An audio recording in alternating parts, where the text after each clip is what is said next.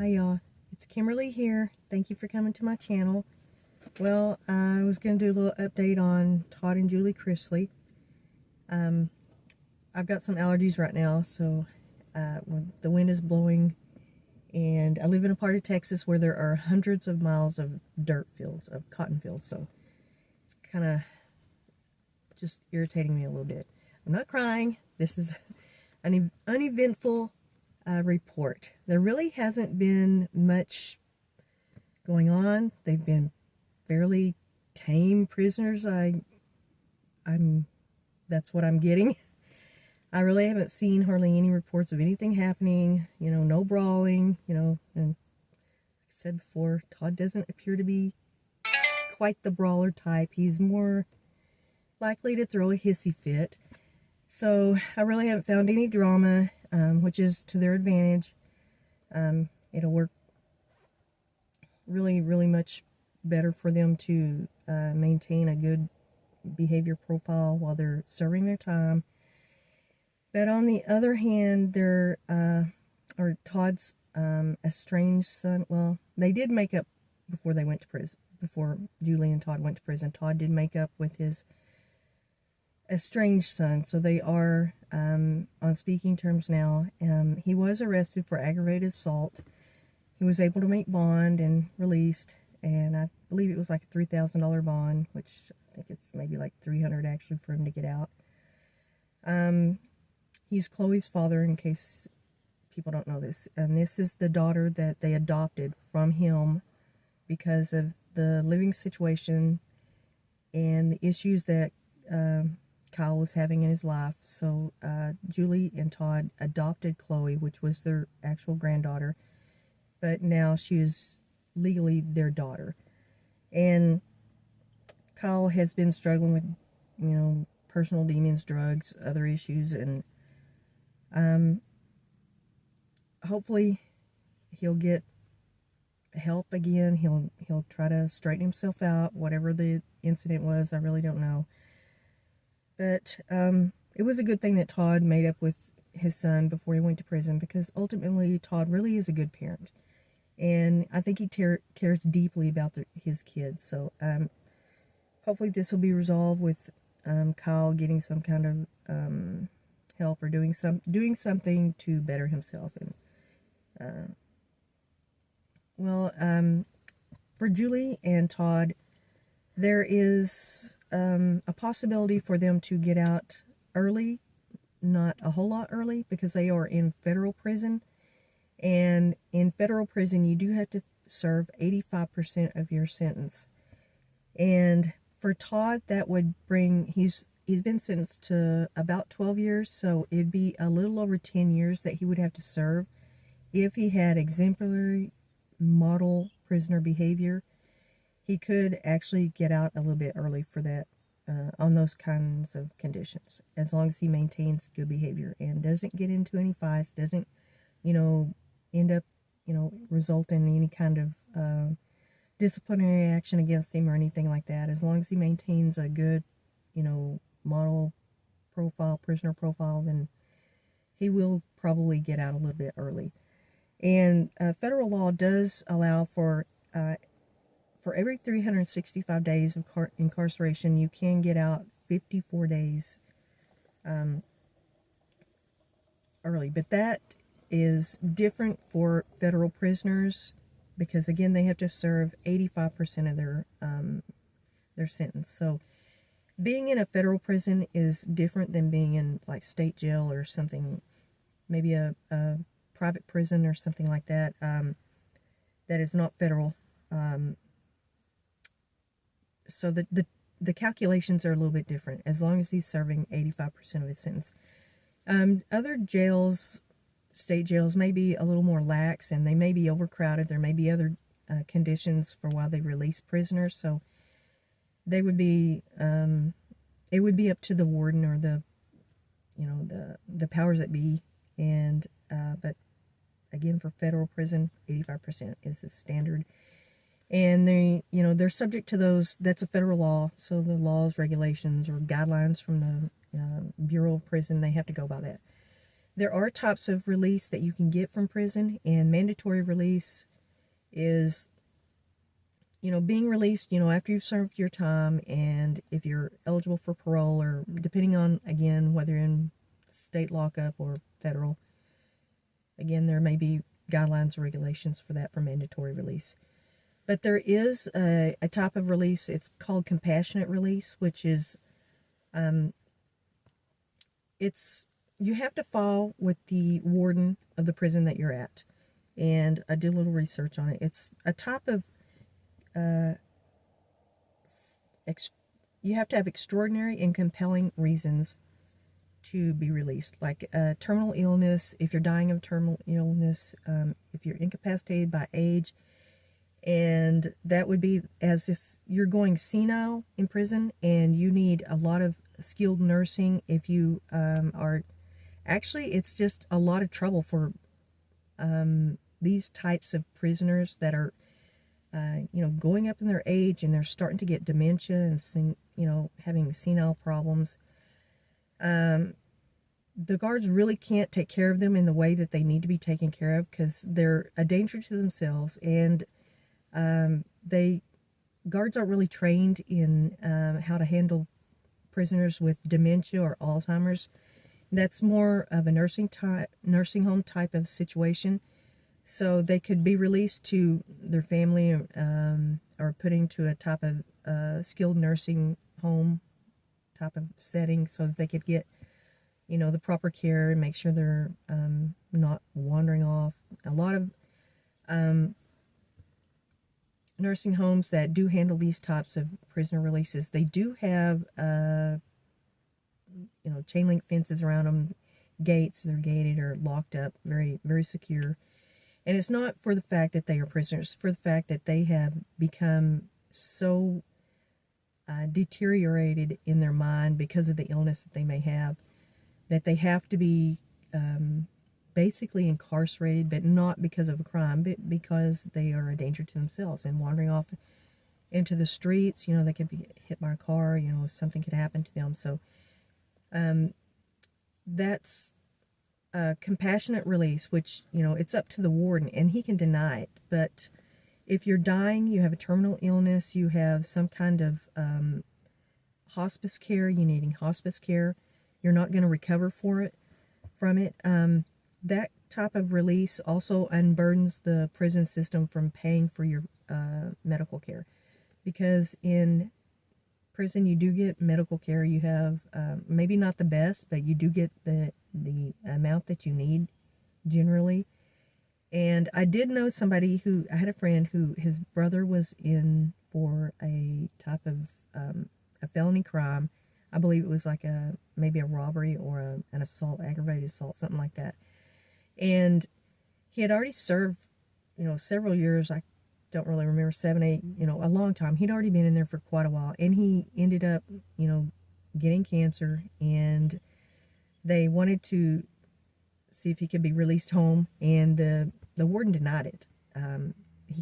They can do that. He or she, whoever the warden is, can deny your release, which is really, I think it's really, it's horrible. If there's no way that you're going to recover, if you're in a stage of cancer or a disease where there's no recovery for you, to die and languish in a hospital prison, it's horrible, because they don't have visiting hours. You can only, they don't have extended type of visiting hours where you can go there and just stay there all night.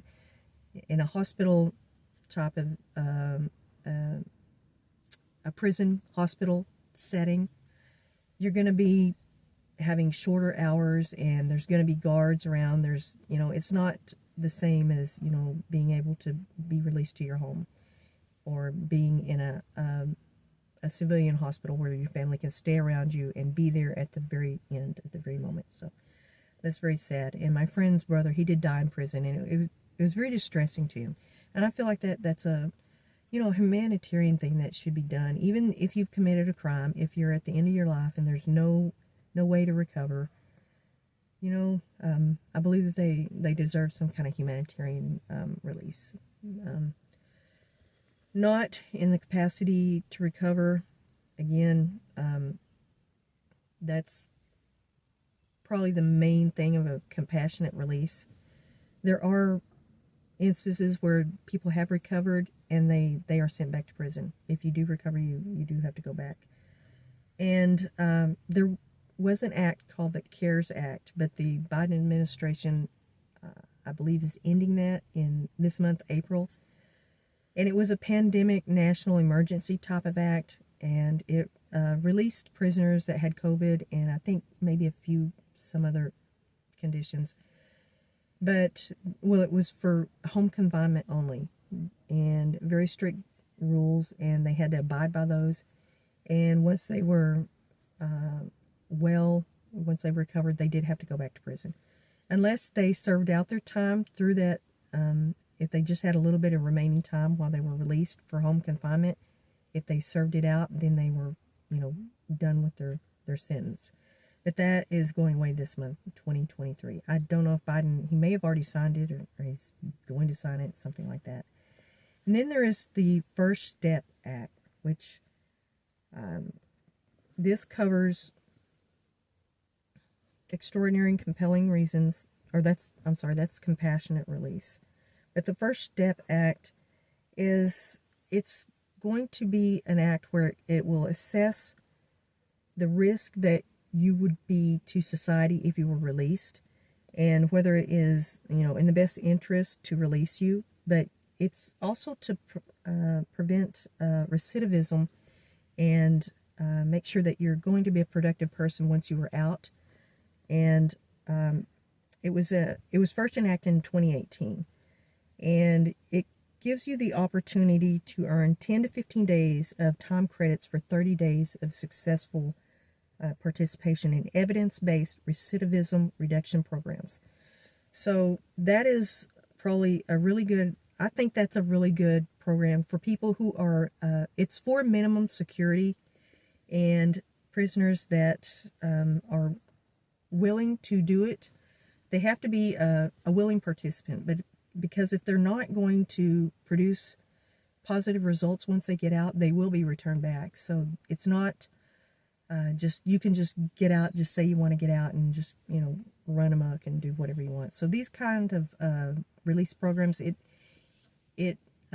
is specifically concerning your behavior. If you cannot conduct yourself in society after you get out, because there's a provision in prison sentencing for punishment. You're sent there for punishment. A lot of people believe that prison is for rehabilitation, but the actual reason for sending somebody to prison or jail is for punishment for a crime that you committed. I do think it's a positive incentive if rehabilitation is worked into your prison sentence, but you have to be a willing person, a willing participant in that, and it doesn't work unless you are going to choose a better lifestyle or the lifestyle that got you put in prison to begin with. So all these types of programs are according to your behavior, except for the compassionate release. That's for people who are dying, terminal illness, and, people are incapacitated by some type of mental disease, Alzheimer's or dementia or something like that. And that's actually not for people who have life sentences. If you have a life sentence with no parole, you're not eligible for a type of compassionate release. You will die in prison. It's just, that is the standard for the Bureau of Prisons, and it's a board of parole can give you a release, but a lot of it is due just to what they think.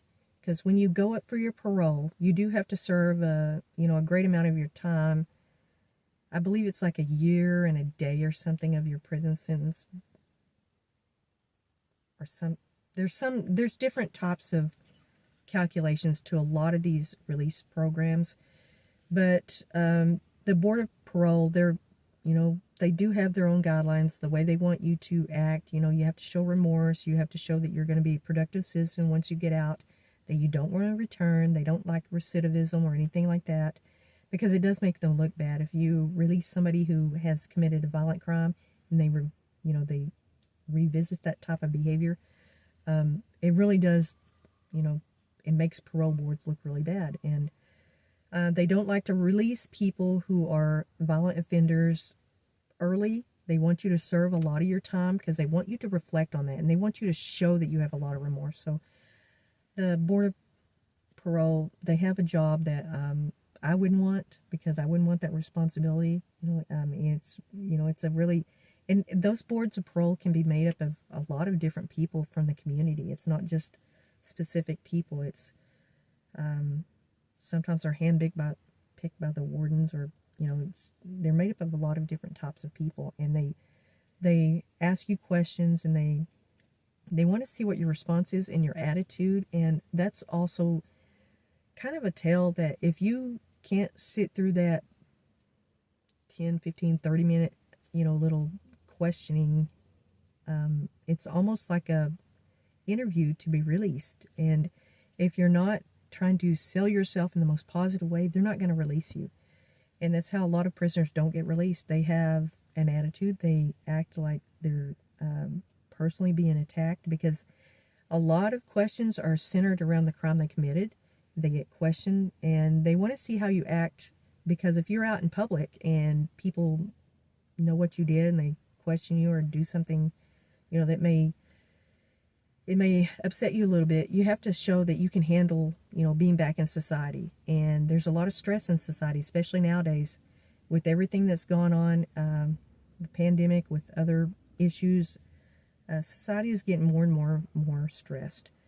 So it's to your advantage to be on your best behavior, and hopefully they are. Hopefully they will be bettering themselves in the way that they might see some sort of remorse, that they understand that they did break the law.